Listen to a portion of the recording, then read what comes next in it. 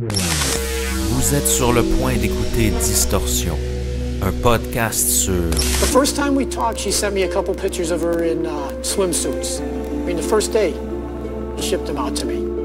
And I mean, like I said, they weren't pornographic pictures, but they were provocative. Des histoires étranges de l'ère numérique.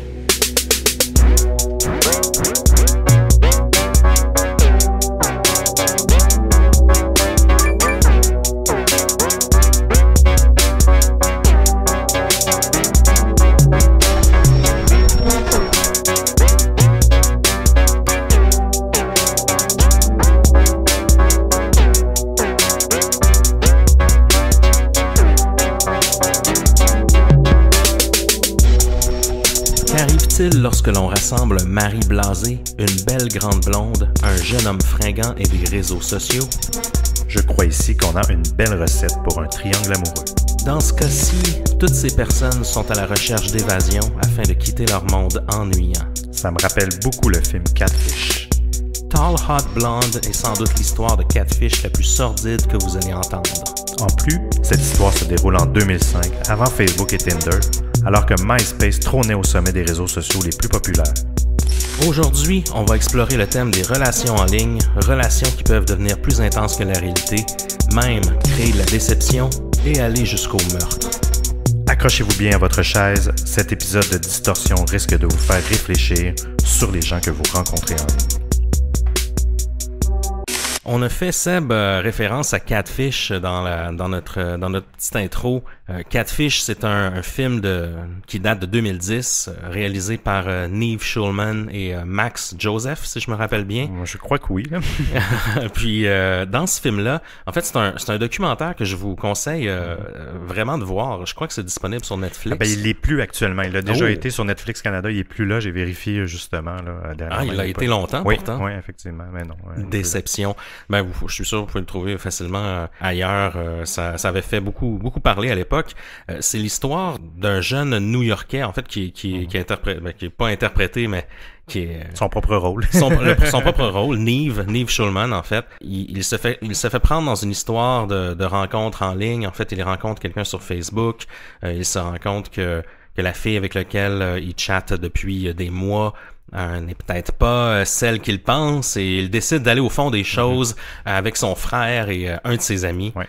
Puis c'est un documentaire qui tourne un peu en thriller à un certain moment dans le film. Moi, je me rappelle à l'époque, quand j'avais vu ça, j'avais trouvé ça assez passionnant. J'avais bien aimé ce documentaire-là. C'était un peu la première fois qu'on montrait au grand jour des cas de catfish, en fait. J'ai l'impression de mémoire là, qu'on a un petit peu mainstreamé ce terme-là. Même souvent, quand on cherche des définitions de catfish, tout le monde ramène à la référence de ce documentaire-là, là, qui a vraiment propulsé, disons, qui a fait connaître le phénomène par le grand public. Même MTV, actuellement, ont racheté le concept, ils font des émissions là, je sais pas à quelle séquence, mais ils ont des saisons, puis à chaque cas ils suivent des gens qui ont subi un catfish, en fait. Exactement, ils sont rendus à la 6e saison au moment où on se parle, donc c'est un concept qui marche bien. Il y en a des situations de tromperie. Donc pour résumer, un catfish, c'est quoi, Seb, si tu peux nous résumer ça? Oui, un catfish, en fait, c'est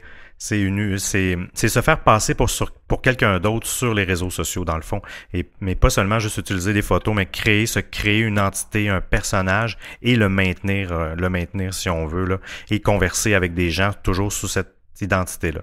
Et puis souvent, ce qui arrive, c'est que on va voir ce phénomène-là beaucoup sur les sites de rencontres, par exemple, sur Facebook, sur Instagram, et les gens vont même aller jusqu'à éventuellement tromper ces gens-là, leur soutirer de l'argent, les manipuler, puis les amener dans un tissu de mensonges qui peuvent être tout près de l'arnaque, et on l'a vu dans certains cas conduire jusqu'au meurtre. En fait. Exactement. Oui, c'est ça. Ça va au-delà des femmes qui se font souvent soudoyer de l'argent ou qui embarquent dans des relations avec des hommes, parce que souvent ces hommes-là, à la limite, ils jouent pas nécessairement sur le catfish, mais souvent dans les cas de catfish plus sordides, c'est vraiment des relations souvent qui se développent amoureuses et qui s'éternisent dans le temps au niveau virtuel, souvent qui attirent le même genre de personnes qui ont des dépendances affectives et qui trouvent son compte là, et à ne jamais se rencontrer, mais toujours développer la relation virtuelle, dans le fond. Parce que ça aussi, c'est un phénomène qui est de notre ère.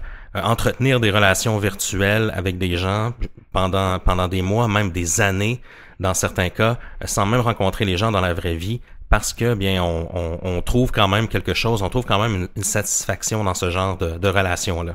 Oui, effectivement, c'est pas engageant. Il y a toujours quelqu'un qui est là pour toi, qui répond à longueur de journée ou du moins qui entretient toujours quelqu'un. Fait que ça reste une présence. Hein, l'être humain n'a pas systématiquement besoin de présence physique tant qu'il y a une présence, point. Donc souvent, ça permet de combler ce manque-là pour ces gens-là. Là, l'Internet est rempli de dépendants affectifs, là, si on veut, puis qui utilisent ces canaux-là pas nécessairement d'une bonne manière aussi pour aller se chercher ce besoin-là. Là. Dans le cas de ce soir, en fait, on a vraiment une histoire de catfish, mais avant même que le terme existe, qui est sans doute l'histoire la plus étrange dans ce genre-là. Vous nous connaissez, nous, à Distorsion, on est à la recherche des histoires les plus inusitées, les plus sordides. Et puis, Tall Hot Blonde est sans doute une de ces histoires qui se démarque. On a un cas de tromperie, on a un cas de relation, de dépendance affective via Internet. On a même une histoire de meurtre. Je dis ça sans trop vous spoiler parce qu'il y a tellement d'éléments, il y a tellement de punch dans cette histoire-là. On en rit un peu, mais on devrait pas parce que c'est assez dramatique qu'on pourrait en discuter pendant des heures. Donc, on va faire le tour de ce cas-là ce soir, mais on va aborder aussi un petit peu plus tard d'autres sujets similaires. Puis, qu'est-ce que ce genre d'histoire-là peut dire sur notre société actuelle? Est-ce que ça peut avoir des impacts sur les lois en place? Est-ce que ça peut avoir des impacts sur le système judiciaire? Parce qu'évidemment, il y a eu des sanctions appliquées dans cette histoire-ci. Mais ce qui est super intéressant, c'est aussi que ça se déroule en 2005. Donc, vraiment pré-Facebook, ouais. Pré-Tinder. Le début de l'ère des réseaux sociaux. Là, oui. Parce que la messagerie instantanée marchait beaucoup, les chatrooms, et c'était vraiment le début là, de MySpace, entre autres, là, qui faisait partie de cette... Exactement. Donc, on a bien hâte d'en parler. Mais tout d'abord, on tient à vous remercier de votre support. Merci de nous visiter au distorsionpodcast.com, de nous laisser vos commentaires, de partager. On a eu des super bons commentaires sur nos 2 premiers épisodes. Aussi, si vous avez des histoires, vous, que vous aimeriez qu'on aborde, des choses qui vous sont arrivées personnellement, ou de nous suggérer des sujets, eh bien, vous pouvez tout faire ça sur notre site web via l'onglet Contact. Vous pouvez nous contacter, et nous, ça va nous faire un plaisir de vous répondre. Seb, qu'est-ce qu'on boit ce soir? Ce soir, on boit une SIPA qui nous a été présentée par la Maison des bières, coin Mont-Royal et Lanaudière à Montréal. La SIPA, c'est une IPA qui vient de Latuc. Oh oui, Latuc dans la place. Oh yeah! Et sincèrement, elle est délicieuse. Elle a une amertume parfaite. Elle a pour les connaisseurs de India Pale Ale, elle a un IBU de 59 et elle a une saveur d'agrumes. Moi, sincèrement, je trouvais qu'elle goûte le pamplemousse et j'adore ça. Elle est quand même, elle est parfaite pour un petit cocktail. Elle est à 6,7% d'alcool, donc elle démarre bien une soirée. La microbrasserie, c'est la Pêcheresse. Oui. Donc ça, c'est en lien avec notre histoire de ce soir, évidemment. Parce que quand j'ai parlé à Marc-Antoine de la Maison des bières aujourd'hui, je lui ai parlé de notre histoire, de notre thème de ce soir pour l'enregistrement, puis il nous a suggéré ça, la Pêcheresse. Donc une histoire de triangle amoureux, tout ça. Pourquoi pas? Je trouve que c'est d'actualité. C'est dans le thème. Aussi, on a une magnifique review 5 étoiles sur iTunes. Merci de nous donner des belles cotes comme ça. Celle-ci vient de SLVRFXSKS. Donc, pas beaucoup de voyelles dans ce nom-là. Le meilleur podcast ever. Donc, merci à toi, cher admirateur. Aussi, petite note. En plus, Sébastien est tellement chou. Donc, moi, je soupçonne que c'est une admiratrice, oui. Sébastien. À toi, admiratrice secrète, contacte-moi. All right. Shout out à toi. Je redirai pas ton nom une deuxième fois parce que je vais me briser la mâchoire. Et puis, Seb, on est prêt à plonger dans ce sujet-là, je pense. Oui. Let's go. Seb, ce qui nous a inspiré le sujet de ce soir, c'est un documentaire du même nom, Tall Hot Blonde. En fait, on va y arriver un peu plus tard, mais ce nom-là, c'est le nom de l'avatar qu'avait en ligne une certaine Jessie, qu'on va expliquer lorsqu'on va creuser l'histoire, mais c'est un documentaire du même nom qui nous a mis la puce à l'oreille. Puis tu me disais justement hors d'onde que toi t'avais été un peu choqué là, un peu en fait sous le choc. Oui. À la fin du documentaire, ça m'a pris du temps de digérer toute cette information-là, toutes ces punchs-là. Et l'histoire pointe les êtres humains en arrière de ça. Qu'est-ce qui peut pousser à de tels comportements de A à Z, là, la finalité, que tout ce qui s'est passé pendant presque un an et demi environ. Là. Ah oui, exactement. Donc, je vous conseille de regarder pour ce film-là qui s'intitule Tall Hot Blonde, en fait, qui date de 2009, réalisé par Barbara Schrader. Il y a eu aussi un film, une fiction, fait plus tard en 2012 en fait du même nom, Tall Hot Blonde, cette fois réalisé par Courtney Cox. La fameuse Courtney Cox. Je l'ai pas vu ce film. Toi, est-ce que tu l'as vu? Non, moi non plus, non. J'ai regardé le documentaire, je me suis pas attaqué à la fiction. Le documentaire, même chose. Je dirais certaines réserves au niveau de la façon dont le film est monté, je dirais, mais sinon, quand même assez bien fait. Oui. Beaucoup d'images d'archives, beaucoup d'archives justement de conversations, de textos, de trucs qui sont envoyés entre les deux personnages principaux, si on veut. Si on entre dans le vif du sujet, tout ça commence en 2005 avec un homme du nom de Thomas Montgomery de Clarence dans l'État de New York. Seb, est-ce que tu peux nous en dire un peu plus sur cet homme? Cet homme, Monsieur Thomas Montgomery, comme oui. Tu viens de le dire. Donc, dans le fond, c'est un homme de 46 ans qui est marié à une femme depuis 17 ans et qui a deux enfants. Cindy, sa femme. Oui, Cindy, sa femme. Et leurs deux jeunes filles, dont l'identité a été... non. Mais à l'âge de 18 ans, Thomas, il était dans les Marines, en fait. Et il s'est fait renvoyer de l'armée pour des problèmes d'alcool. Et à ce moment-là, il a décidé, une fois qu'il a rencontré sa femme, il a décidé de quitter l'alcoolisme cold turkey, comme on dit. Donc, d'un coup, sans thérapie, sans rien. Et de s'engager dans sa vie de mari, de père de famille. Parce que les Marines, eux autres, des problèmes d'alcool... Ils tolèrent pas ça. Faut que tu sois assez by the book. Ouais, faut que tu sois aware dans les Marines. Puis à partir de ce moment-là, Thomas va aussi entretenir une certaine admiration pour les Marines. Hein. Ça va le suivre tout au long de sa présence en ligne, si on veut. Pendant qu'il vit sa vie normale, qu'il travaille chez Dynabraid, où une usine où il fabrique des outils de sablage. En fait, pour se divertir un peu, il commence à aller jouer au blackjack sur pogo.com. Ah oui, un fameux site de jeux en ligne. Oui, je sais pas si tu joues. C'est encore actif. Non, je connaissais. Puis j'ai vérifié récemment, puis c'est encore actif, donc ça existe encore. Oui, le logo, mais je pense que même le logo, tout est pareil de l'époque, là, donc de 2005. Donc pour se divertir, il jouait au blackjack en ligne. Et il s'est mis à discuter dans les chatrooms à un moment donné, puis il n'était pas trop au courant de comment ça fonctionnait. C'était un peu nouveau pour lui, tout ça, là, les chatrooms en ligne. Là. En fait, dès qu'il rentre dans la pièce... dans la chatroom. Dans la chatroom, en fait, oui, la pièce virtuelle. Oui, virtuelle, exact. Et il y a une certaine Tall Hot Blonde qui vient tout de suite l'aborder en lui disant qu'il n'y a pas d'affaire là, qu'il n'est pas à sa place. Parce qu'à ce moment-là, Thomas n'avait pas changé son âge dans son profil Pogo. Donc, il avait encore 46 ans. Mm-hmm. Et lui, il panique parce qu'il veut pas passer pour un pédophile et tout ça. Il a fait une erreur. Là. Il est allé dans la chatroom vraiment par erreur. Ouais. Une erreur, hein? Ils disent tout ça. Ouais, c'est ça. Et donc, il lui dit non, j'ai 18 ans. Et tout de suite, il change son profil et il se nomme Marine Sniper, en fait, comme nickname.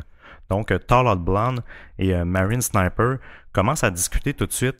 Donc, elle lui aussi lui demande tu as quel âge. Elle lui dit j'ai 18 ans. Donc, 18 ans pour lui, c'était safe. Tu sais, t'es dans une chat room pour enfants ou pour adolescents dans ce cas-ci. T'as 46 ans dans la vie, tu vas pas te mettre justement à 35 ans ou quelque chose comme ça. Donc, 18 ans, c'est comme un peu safe dans le genre, ok, c'est... légalement, il est légal. Oui, au Canada, ouais. Aux États-Unis, je présume c'est que... vrai, tout dépendant de l'État. Oui, c'est ça, qu'à 18 ans, t'es encore t'es pas encore adulte, si on veut, mais... Donc, ils discutent, mais dès leur première, de leur premier échange, la première journée, elle lui envoie déjà des photos d'elle, d'une belle, grande, blonde, avec quand même en position suggestive, en fait. Il lui envoie tout de suite une photo, donc lui, il s'accroche à ça.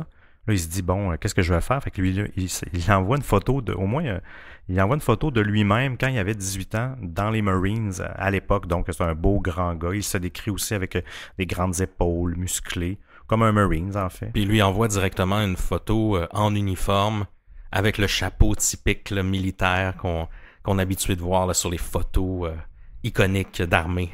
Donc c'était le instant love, si on veut, virtuel entre un Marine Sniper et Tall Hot Blonde. Tall Hot Blonde, justement, je peux vous donner un petit peu plus d'infos sur elle. Son vrai nom, comme tu l'as dit plus tôt, Seb, c'est Jessie.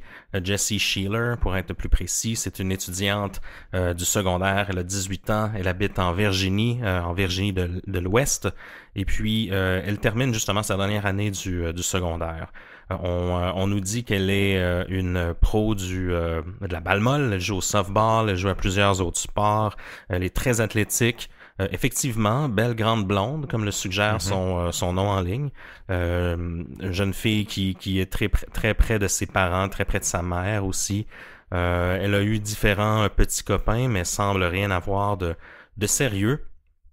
Et puis justement, assez rapidement, elle commence à être très intime avec Tommy, en fait, avec Marine Sniper, elle croit que Tommy a en effet 18 ans, puis que c'est un vrai Marine qui lui a une vraie job dans l'armée. Lors de leur relation, en fait, ils commençaient à aller au-delà du virtuel. En fait. Ils s'appelaient régulièrement.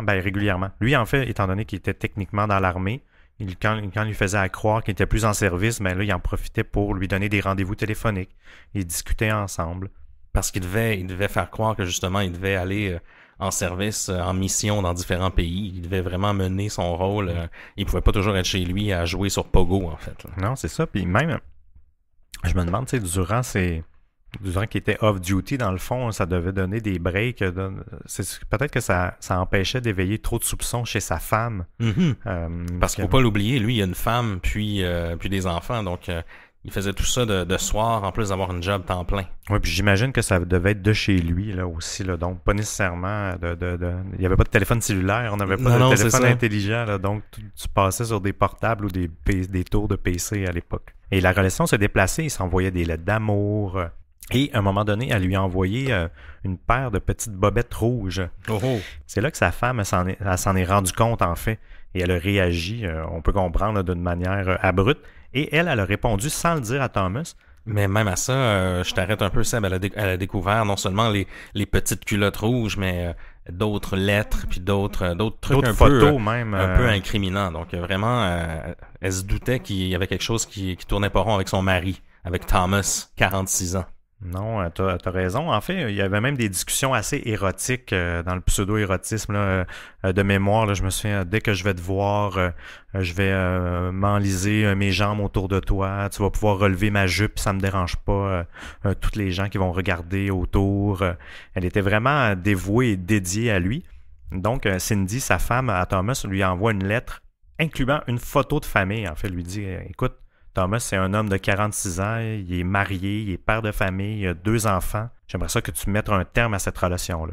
Et elle répond directement à l'adresse qui est inscrite sur l'enveloppe d'où venaient en fait tous les colis expédiés à Thomas. Puis en fait, un truc intéressant dans le documentaire qu'on a mentionné plus tôt, souvent je trouve que c'est l'avis des psychologues qui apparaissent dans le documentaire. Qu'est-ce qui peut pousser un homme à prendre autant de risques, à risquer justement sa famille, à risquer sa relation romantique, sa relation amoureuse, dans ce cas-ci, il était marié avec Cindy, pour vivre justement une relation comme ça à distance avec quelqu'un qui est plus jeune, avec qui il n'y a pas vraiment d'avenir possible. Puis, ce qu'on nous dit, ce que certains psychologues révèlent dans le documentaire, je trouve que c'est très intéressant, c'est que ces gens-là sont non seulement accros à l'excitation, justement au fait de faire un truc interdit dans le dos de sa femme, qui serait vraiment dramatique si elle le savait, mais aussi justement au fantasme, évidemment, dans ce cas-ci, Jessie, elle a 18 ans, elle est athlétique, tout ça. À 46 ans, avec sa vie familiale, pour lui, c'est une situation qui le ramène dans le passé, qui lui permet de fantasmer sur une vie qu'il aurait peut-être pu être, qui est peut-être déçu de ne pas avoir maintenant. Mais aussi, ce que les psychologues nous disent, c'est qu'ils sont aussi accros à la complexité de la situation. Pour eux, c'est très intéressant de devoir gérer un tissu de mensonges. En fait, ça amène une panoplie de problèmes à résoudre, puis ça peut être un projet dans lequel tu t'enlises. Je dis ça un peu à la blague que c'est un projet, mais oui, il y a des gens qui aiment bien gérer la logistique de tout ça. Pour lui, ça devait être atroce l'attention que ça devait lui demander de gérer tout ça, en fait, d'entretenir une relation très intense avec cette fille-là de 18 ans, de recevoir des colis.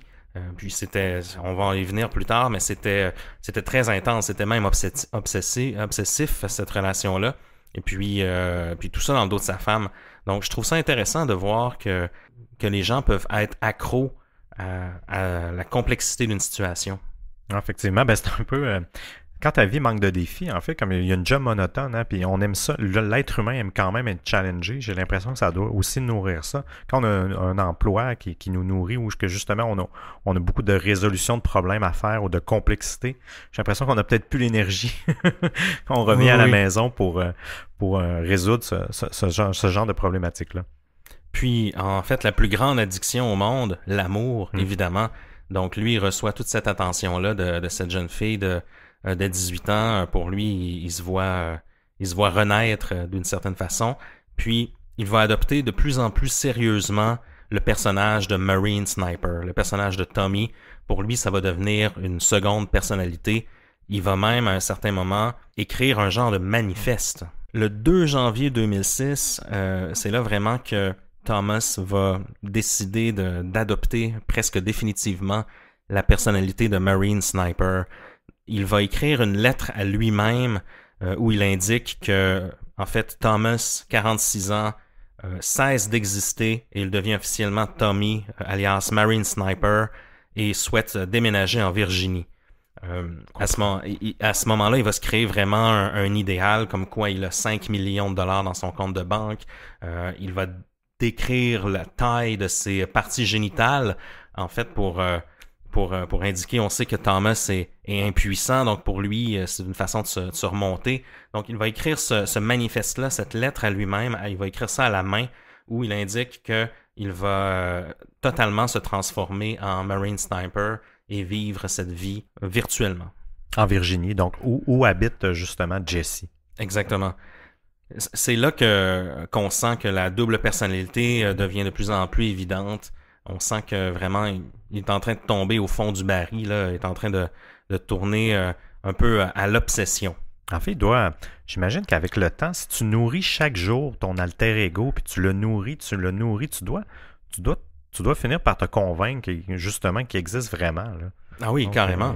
Il a snappé là, pour arriver là, c'est particulier, là. Sa femme, justement, découvre tout ça. Elle envoie une lettre à Jessie. Elle lui indique que ça doit se terminer avec la photo de famille. Elle lui envoie une photo de famille. Elle indique que Thomas a en fait 46 ans. Elle dévoile tout ce secret-là.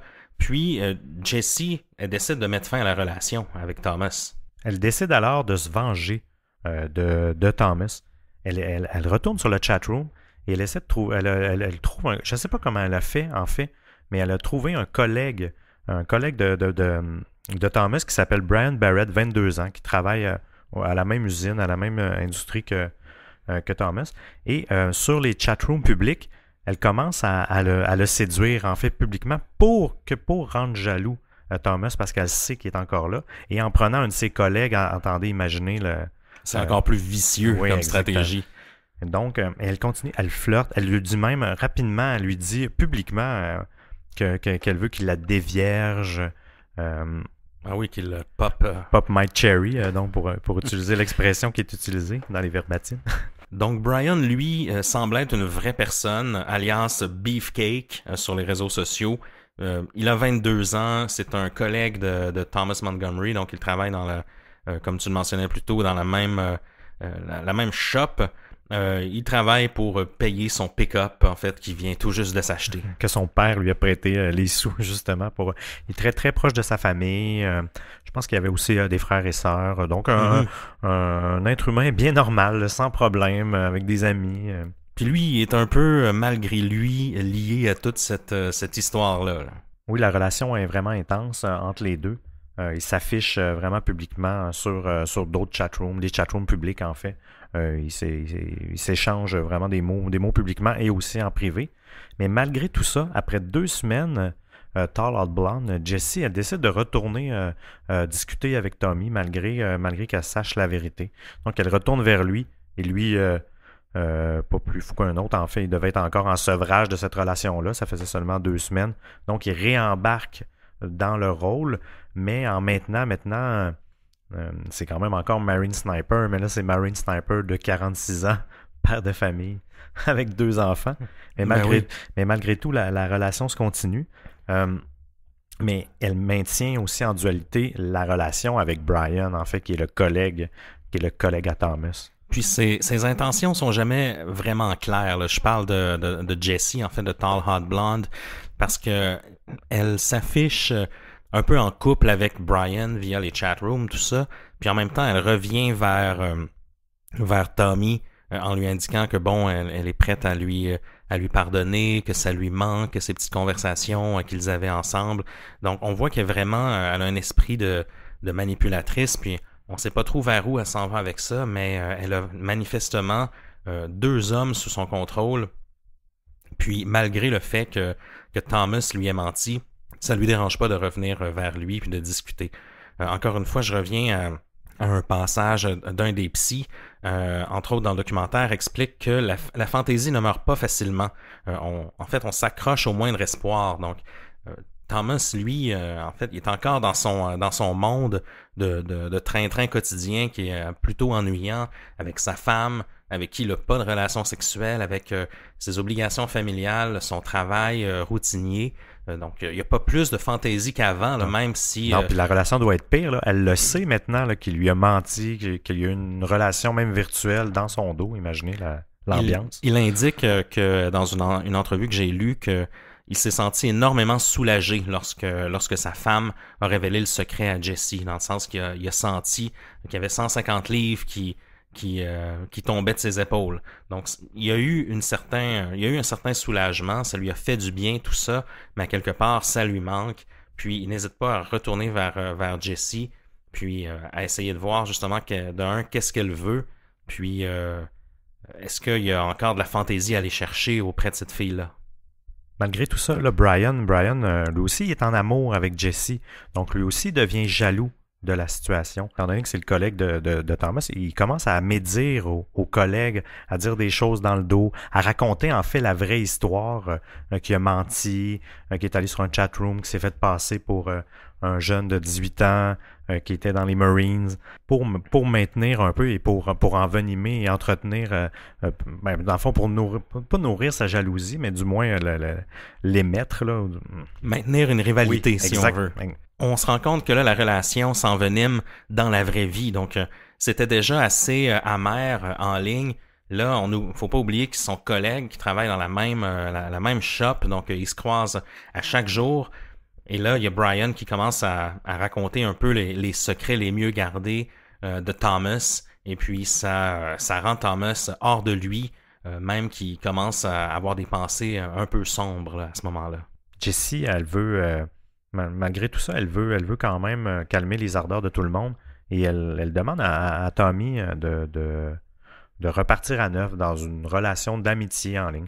Et il accepte tout bonnement, mais dans les verbatims de chat, on le voit justement, puis là, il se représente sous sa vraie identité. Je m'appelle Thomas, je suis, j'ai 46 ans et je suis père de famille, etc., etc.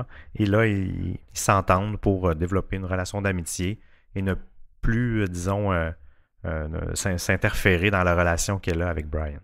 Mais Brian, malgré tout ça, lui, demeure quand même assez accroché à Jessie.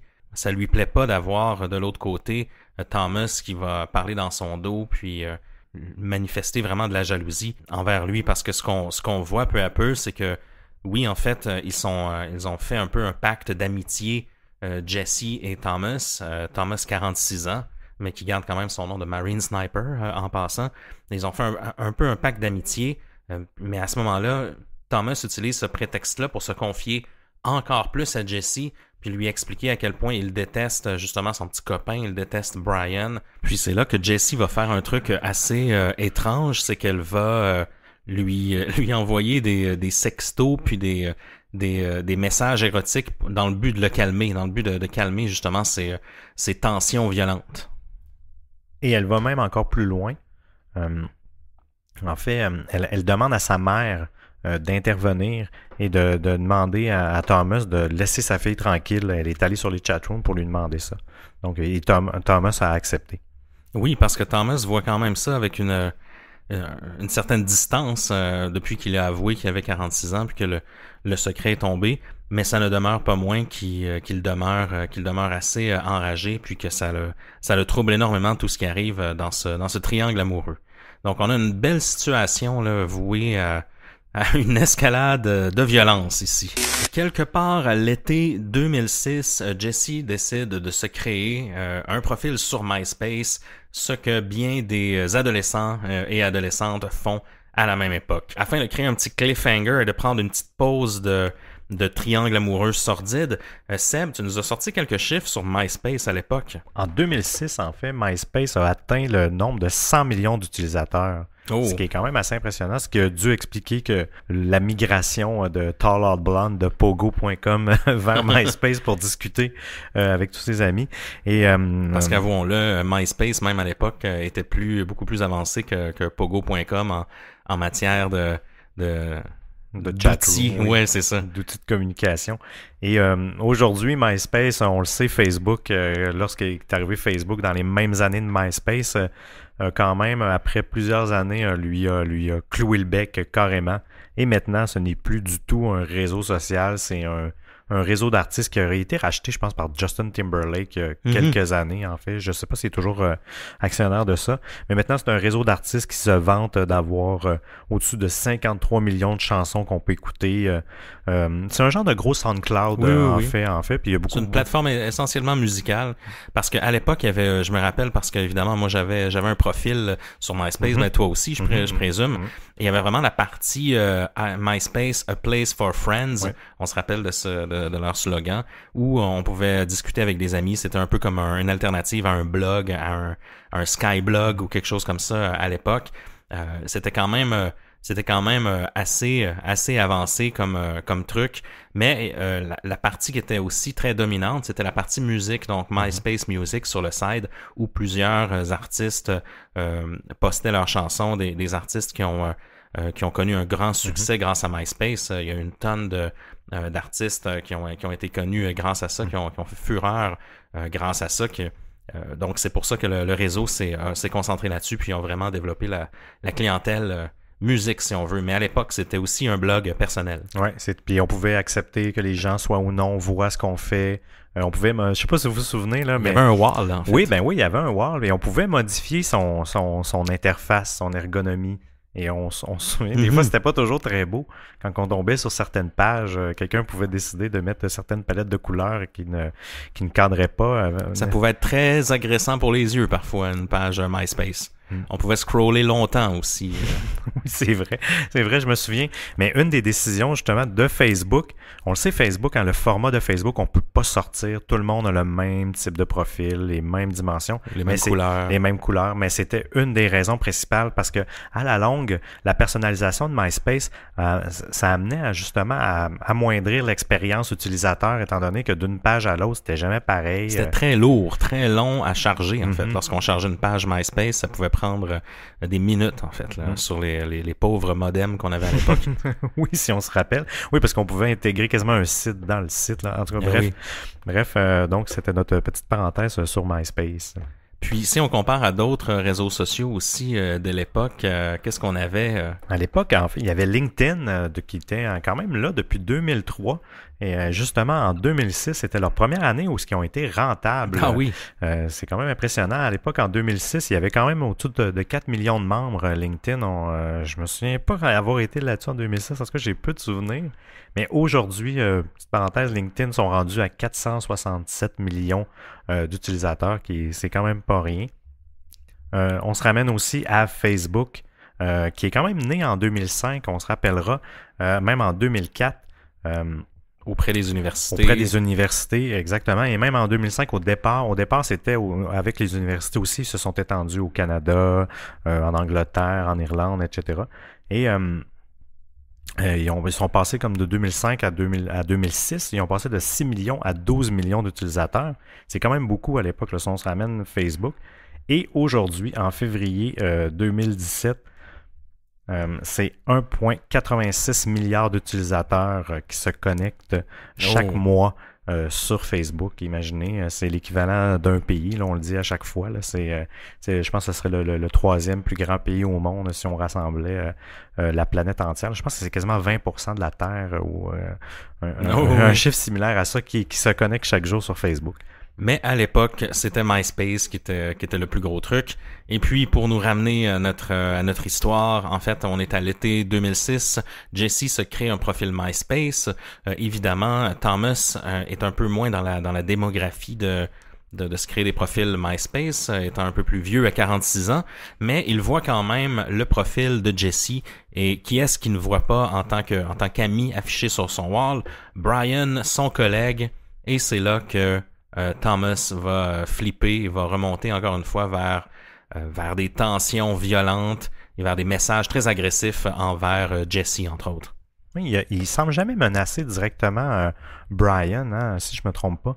On dirait toujours qu'il passe par l'intermédiaire de Jesse. C'est comme s'il en veut à Brian, mais c'est comme si c'était de la faute à Tall Hot Blonde, toute cette relation-là. Donc, il décide... Parce qu'il faut dire, excuse-moi Seb, mais que tout ce temps-là, en fait, évidemment, il y a de la manipulation qui est faite par Jesse d'une certaine façon. Bon, elle veut pas poursuivre avec Thomas, mais elle veut le garder quand même. Elle entretient cette double personnalité avec Tommy. Elle lui dit que justement, Tommy va toujours résider à quelque part à l'intérieur de Thomas. Elle va même refaire des sessions un peu plus érotiques là, en texto avec lui. Donc, elle entretient tout ça. Mais en même temps, elle a jamais encouragé Thomas à aller vers ses fantasmes violents de blesser ou d'attaquer Brian ou d'être violent du moins, ce qu'il sous-entendait dans ses textos. Là. Non, et puis elle tentait au contraire justement de le calmer, elle avertit, elle a quand même eu la diligence d'avertir Brian que Thomas menaçait quand même, il y avait quand même un ton menaçant envers lui et de se méfier, mais Brian il dit qu'il avait pas peur de lui, que ça lui faisait pas peur, que dans le fond il s'inquiétait pas vraiment de ces menaces-là. Ben oui, pour lui, Thomas c'était un vieux bonhomme, un collègue qui lui faisait pas peur, qui pouvait être bien bavard en ligne, mais que dans la vraie vie, il n'y avait aucune chance de lui faire mal ou quoi que ce soit. Ça nous amène au 15 septembre 2006, finalement, où Brian Barrett quitte le travail un vendredi soir vers 22h, donc chez Dinah Braid. Il quitte dans le stationnement. Il rejoint son fameux pick-up qui l'aime tant, qui travaille fort pour le payer. Et puis, quelques secondes après qu'il soit entré dans la voiture, Brian se fait attaquer. En fait, il n'en aura même pas connaissance. Il se fait assassiner froidement via 3 coups de feu par la fenêtre du conducteur. Donc, quelqu'un là-bas, à l'aide d'un calibre 30, on a retrouvé les douilles sur les lieux, froidement via la fenêtre, 3 balles qui l'atteignent mortellement. Et puis, malheureusement, Brian n'avait pas de plan lors de ce week-end-là. Donc, il est retrouvé seulement le lundi suivant par un collègue de bureau au volant de sa voiture, décédé côté conducteur. L'ADN a été trouvé l'ADN de Thomas a été retrouvé sur les lieux du crime, mais il n'était pas retrouvable. Il s'est sauvé. La police n'arrivait pas à le trouver. Petite parenthèse, en fait, il a utilisé un fusil de sniper, en fait, pour vivre pour vivre l'expérience de son alter ego. exactement. On se rappelle que Thomas n'avait jamais vécu vraiment l'action de l'armée, l'action de terrain militaire. Donc là, pour une fois, il allait être jusqu'à la fin Marine Sniper en l'exécutant à l'aide d'un fusil de tireur d'élite, si on veut. Aussi, on retrouve les pneus crevés de la voiture, donc pour confirmer encore plus l'acte criminel et encore plus le style militaire. En fait, c'est pas rare que les militaires vont faire ça lorsqu'ils attaquent un véhicule, crever les pneus. Donc, on a une situation qui dirige les enquêteurs vers Thomas Montgomery assez rapidement parce que aussi les collègues vont confirmer qu'il y avait des tensions, qu'il y avait des situations de menaces. Mais à ce moment-là, ils sont pas capables de le trouver, mais ils s'attardent à cette histoire de triangle amoureux entre Brian, Thomas et éventuellement Jesse. Et ils décident de concentrer leurs efforts vers Jessie, cette fameuse Jessie Sheeler, et c'est grâce à MySpace. Donc, on est en 2006, les policiers ont eu l'intelligence, si on veut, même à cette époque-là, d'aller sur MySpace, de faire des recherches et d'éventuellement trouver le lieu de résidence en Virginie de Jessie. Par les adresses IP, en fait, là, c'est toujours la technique qui est utilisée. Et la police se rend au domicile de Jessie. Il cogne à la porte. Et là, il y a une femme de mi-quarantaine qui ouvre la porte avec un surplus de poids, là, un peu éméché. Et elle est très nerveuse à ce moment-là lorsque les policiers frappent à la porte. Il pose des questions justement sur Jessie, puis au début, elle semble éviter le sujet, qu'elle ne sait pas où elle est et tout ça. Et rapidement, elle éclate en sanglots devant le policier et elle avoue que c'est elle, Jessie, Tall Hot Blonde en fait. Elle avoue au policier non seulement ça, mais que la vraie Jessie existe pour vrai, que c'est sa véritable fille qui, elle, a 18 ans, qui est la fille sur les images, qui est sa vraie fille. Et puis, lorsqu'ils enquêtent un peu sur cette femme, sur Mary Sheeler, ils se rendent compte que elle menait cette double personnalité-là d'une manière très intense, qu'elle avait des centaines de photos de sa fille sur son ordinateur. Prise à son insu, hein? Prise à son insu, des vidéos montrant sa fille, parfois dans des positions suggestives, sans même qu'elle le sache. Par exemple, elle va faire un sport dehors en mini-jupe et pour, je sais pas, elle se penche, puis là, sa mère a filmé cette scène-là. Vraiment des trucs très dégradants, des choses que tu veux pas que personne en voit. Et encore moins ta mère. Encore moins ta mère. Puis elle est diffusée sur des forums publics et elle demandait l'opinion des gens sur elle, comme si c'était elle, pour attirer l'attention. C'est sa propre fille, là. C'est incroyable comment une femme, une mère peut faire ça à son enfant. Faut être vraiment désaxé. Ah, c'est vraiment... ça pousse le concept de catfish vraiment au summum. Entre-temps, en fait, les policiers essaient de retrouver Thomas. Évidemment, la mère demeure en fait, Mary demeure un témoin très important dans cette histoire-là. Puis, entre-temps, Thomas a même poussé sa loc jusqu'à texter Jessie. Il ignore toujours que Jessie est en fait Mary, mais il texte Jessie en lui disant que son petit ami, en fait, your boy was easy to take care of, dans le sens que ça n'a pas été très difficile de m'occuper de ton petit copain. Grâce à ça, en fait, les policiers ont réussi à retrouver Thomas qui, lorsqu'il est retrouvé, va nier toute l'affaire d'entrée de jeu. Lui, apparemment, qui a été très convaincant. Les policiers l'ont même cru lors de ce moment-là, parce que, on se rappelle, la double personnalité avec Tommy est tellement forte que lui-même, même Thomas, ne croyait pas qu'il avait assassiné Brian. Pour lui, c'était Tommy qui l'a fait, c'était Marine Sniper, donc sa double personnalité. Puis, il a sonné très convaincant lorsqu'il s'est adressé aux policiers. Donc, on voit vraiment que la situation était rendue critique. C'est lors d'une perquisition que la police a trouvé, en fait, dans la maison de Thomas, elle a trouvé une photo, une vieille photo, où il y avait un armoire, et il y avait la femme aussi sur la photo, Cindy, la femme de Thomas, et dans l'armoire, il y avait l'arme du crime, en fait. une arme de calibre .30 qui était là. Donc, ça l'a permis d'incriminer Thomas. Ou du moins d'avoir... Du moins des preuves pour le culpabiliser. Mais lui, il a prétendu avoir un alibi dès le départ. Il dit qu'il était à la maison ce soir-là. Mais sa femme confirmait le contraire. Elle, je pense qu'elle était pissed off. Là, donc, elle en avait un peu ras-le-bol de la vie virtuelle de son mari. Sa femme, Cindy, elle dit exactement le contraire de ce que Thomas souhaitait, donc contredit son alibi comme quoi il était à la maison ce soir-là. La défense de Thomas à ce moment-là souhaite plaider l'aliénation mentale, justement sous le fait que, en supposant qu'il était sous l'effet de la manipulation de la part de Mary Sheeler, sous prétexte qu'il n'était pas conscient de ses actes, étant donné que justement il était borderline, il était un peu dépressif, tout ça, donc il souhaite se diriger vers cette avenue-là. De son côté, en fait, Thomas est aussi déçu d'apprendre que Jesse était pas ce qu'il croyait, parce que en fait, quand on pense à ça, Seb, c'est ce qui est troublant et tragique dans cette histoire-là, c'est que tout le monde s'est piégé à peu près. Tout le monde s'est menti. Puis la seule personne qui a été honnête, Brian, et la personne qui a été tuée. On a ici, c'est une vraie tragédie grecque en fait, là, vraiment. à l'ère du numérique. Donc c'est assez dramatique. Mais malgré tout, en fait, Thomas a quand même fini par être condamné, n'est-ce pas? Oui, il a plaidé coupable là, parce que ça passait pas l'aliénation mentale. Et il a été condamné à 20 ans de prison. Il est toujours en prison actuellement.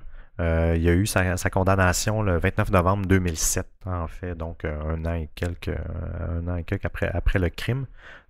Selon les dires, il devrait en faire 17 ans sur les 20 ans s'il se comporte bien. Parce que c'est un plea deal, hein? C'est un comment culpabilité, dire, un arrangement fait avec le procureur pour en admettant sa culpabilité, si on veut. Donc, il n'y a pas eu de procès. Là, donc. Il a été condamné à 20 ans, mais il pourrait s'en tirer avec 17 seulement. Ce qui est assez... bon, écoutez, on débattra pas sur la peine, mais par contre, Mary Sheeler, en fait, qui est un peu pas l'instigatrice, là, mais un peu elle qui a mis le feu aux poudres dans toute cette histoire-là, parce qu'elle a quand même, malgré tout, elle aurait pu tirer la plug là, sur Thomas à un moment donné, puis arrêter de lui parler, mais malgré ça, elle continuait toujours à le nourrir, parce qu'elle aussi, elle se satisfaisait de ça, là, de l'avoir sous son emprise, sous son contrôle. Mais elle a eu rien, au terme de la loi, elle n'est pas coupable de rien, elle a jamais incité Thomas à faire quoi que ce soit, même au contraire, elle essayait quand même de le calmer, de ne pas faire ça. Parce que ça, c'est un des débats que suscite cette histoire-là, justement, à savoir, est-ce qu'il y a une loi spéciale à quelque part qui peut encadrer l'utilisation de fausses identités sur le web? Je sais qu'il y a eu des démarches suite à cette histoire-là qui ont été mises en place, notamment par les parents de Brian Barrett, la victime. Ses parents, en fait, eux, ont été dévastés suite à cette histoire-là.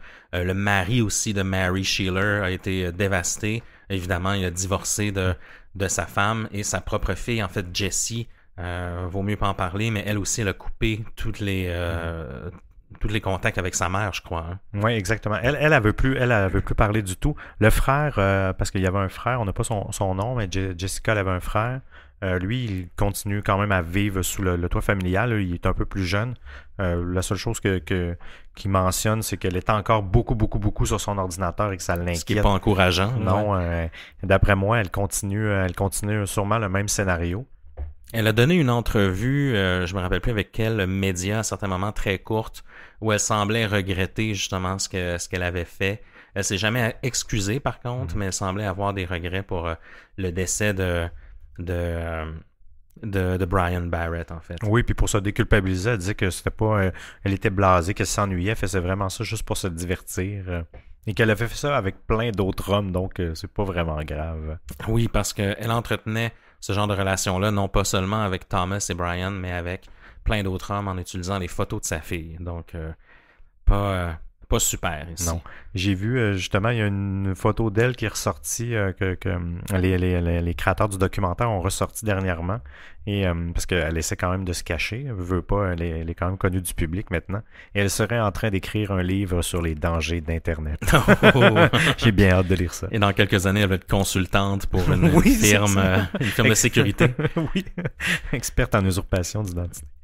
Seb, je pense qu'on a fait le tour de la chronologie. Bon, c'est une histoire tragique.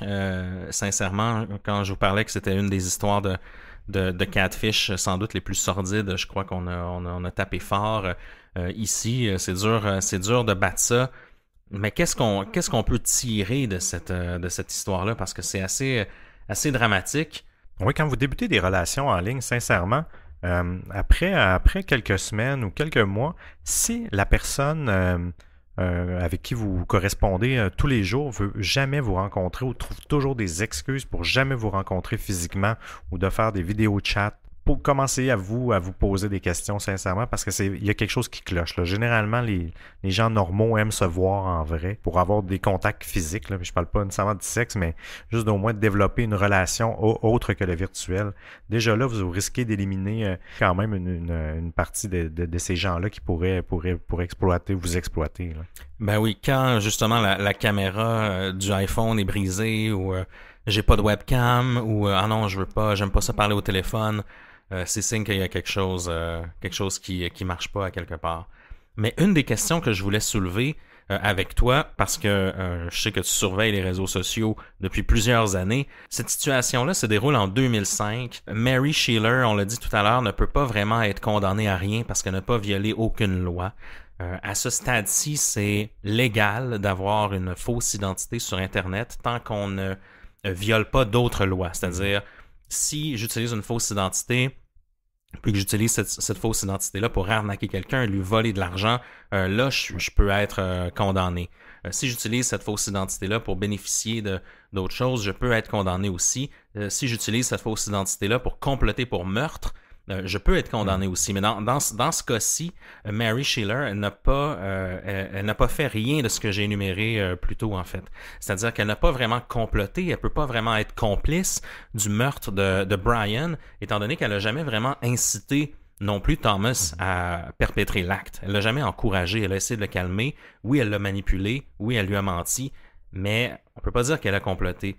Mais ce que je voulais te lancer comme question, Seb, c'est est-ce que tu crois que cette situation-là aurait pu arriver aujourd'hui, en 2017, avec les réseaux sociaux plus modernes qu'on a, puis aussi tous les contrats virtuels qu'on signe avec ces réseaux sociaux-là, avec les terms and regulations? Est-ce que vraiment ça pourrait arriver encore en 2017, cette situation-là? Parce qu'on le rappelle, elle était essentiellement sur pogo.com, donc qui est plus ou moins un réseau social, et vraiment dans les débuts de MySpace. En fait, la problématique à l'époque, en fait, c'est que l'identité ne pouvait pas être vraiment vérifiée. Facebook, au départ, quand Facebook est arrivé, ça a fait un certain clivage parce qu'on ne pouvait plus utiliser de username. Il fallait utiliser sa réelle identité. Et même Facebook ont toujours prôné, dans les premières années où il y a eu quand même, ils ont brassé le Facebook, là. Et ils disaient que la vie privée n'existait plus. Que c'était une utopie et qu'on n'avait plus besoin de se cacher derrière des nicknames, des usernames. Est-ce que ça aurait arrivé encore à l'époque? Je crois que oui. Peut-être pas dans le même contexte, parce que c'est des profils fake de Facebook, on en a. Moi, j'en ai quasiment chaque jour là, qui tentent de devenir amis avec nous. On le voit toujours, là, c'est toujours la même chose. Là. Dans mon cas, c'est toujours des belles filles qui viennent de France et ils ont toujours juste 2 photos, un ami. Et c'est toujours un Moi, peu... étrange aussi, même chose. À chaque jour, j'ai des demandes de belles filles. Ils viennent tous de Matane, de ma ville natale. Quel hasard! Donc, shout-out à Matane. Vous semblez avoir vraiment là, une dream team là, de calendrier ici. Là. Mais malgré tout ça, les gens sont quand même un petit peu plus conscients, je pense, des faux profils. Et c'est plus dur, c'est un petit peu peut-être plus dur de se créer un faux monde. Mais en même temps, je pense que ça n'empêche pas le fait de se créer un faux profil et d'entretenir une relation tant que nos informations ne vont pas au-delà de ça. Il n'y a rien qui dévoile. Donc, je pense que oui, c'est toujours possible de maintenir ça. Mais des deux côtés, en même temps que les deux personnes mentent, c'est vrai que ça va un peu plus loin parce que là, il faut quand même deux deux personnes. Parce que généralement, dans ce genre de catfishing-là, il y a une personne qui ment entre les deux. Là, dans ce cas-ci, c'était deux catfishers. Ils s'auto-lançaient la ligne, dans le fond. Les deux, ils se mentaient les deux. Donc, puis encore une fois, la seule personne authentique dans tout ça a péri aux mains d'un des deux arnaqueurs. Parce qu'on l'a vu à plusieurs reprises, si on a vu le film Catfish, on en a parlé plus tôt. Ce qui m'amène à une parenthèse, en fait, l'origine du mot, depuis tout à l'heure, on utilise ça, puis on ne questionne rien, mais un catfish, c'est un poisson-chat.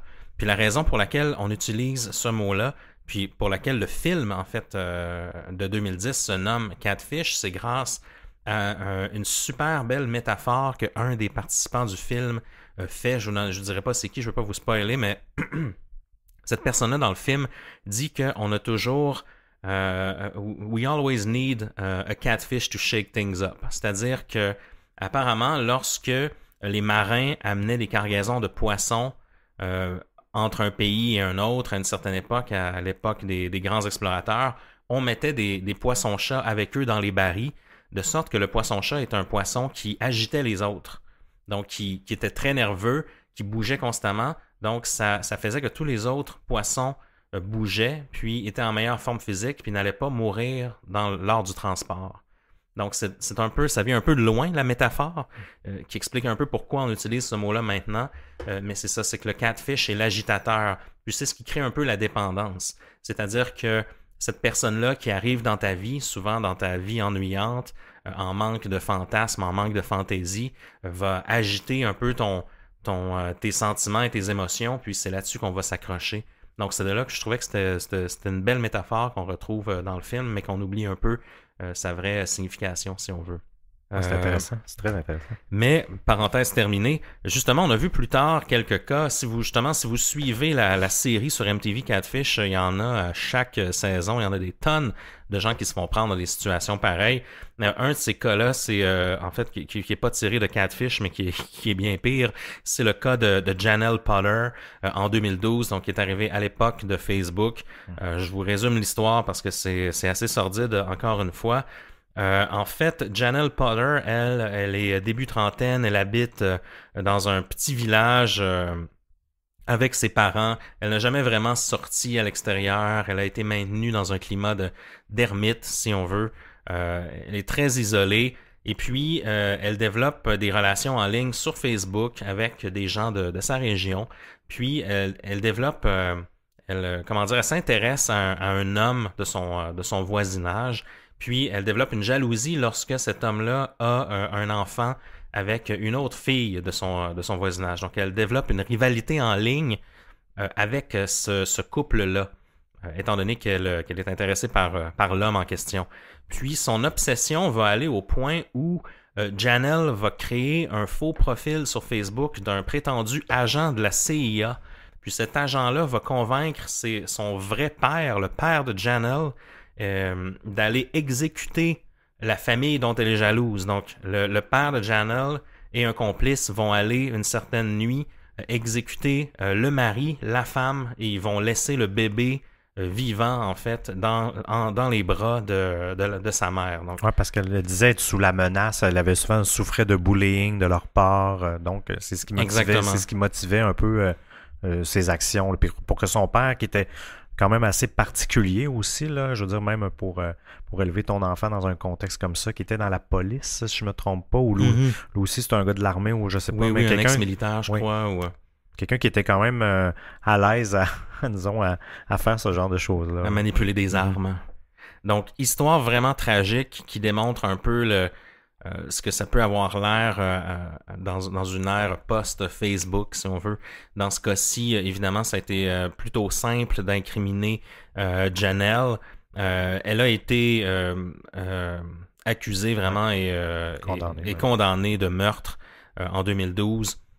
Puis tout ça, étant donné qu'ils ont pu prouver que justement elle avait comploté derrière, puis tous les messages laissés sur Facebook, le fait que Facebook a aussi contribué à l'enquête, donc a permis d'en arriver à ces conclusions-là. Elle n'avait pas beaucoup de remords. J'ai vu quelques entrevues d'elle. Elle éclate en sanglots, mais pour elle, elle n'avait pas de remords. Elle n'avait rien fait. C'est pas elle qui avait créé. Je pense qu'elle niait même la création du faux profil d'un gars de la CIA. Elle était, elle aussi, un peu dans une autre dualité de personnalité. Là. Ben, on l'a vu ici, hein, lorsqu'on s'accroche trop à la fantaisie, au fantasme, on peut venir à croire que notre vie virtuelle est encore plus vraie que notre vie réelle. Donc, ça peut nous amener à faire des choses qu'on n'aurait jamais cru être en mesure de faire par le passé. Garder les pieds sur terre. On vous remercie tout le monde d'avoir été à l'écoute de cette histoire. Si vous avez des commentaires, des suggestions autres, laissez-nous le savoir. On est sur Facebook à Distorsion Podcast, Twitter à Distorsion Pod et évidemment au distorsionpodcast.com. Vous pouvez trouver tous nos épisodes. On est aussi disponible sur iTunes et sur Google Play. Donc pas de chicane entre Mac et PC. Vous pouvez aller écouter nos épisodes là. C'est particulièrement cool parce que sur Google Play, en fait, tu peux utiliser Chromecast. Oui, pour écouter les podcasts, c'est bien ça. Sur la TV. Donc, si vous avez un bon gros système de son branché avec votre TV, vous avez Chromecast, vous pouvez utiliser Google Play et caster. Si vous avez un Apple TV, vous pouvez utiliser iTunes et faire la même chose. Mais bref, vous pouvez nous écouter partout. Merci de vos commentaires. Merci de votre support. Et puis, on se revoit très bientôt. Seb, un mot de la fin? N'allez pas chercher l'amour sur MySpace.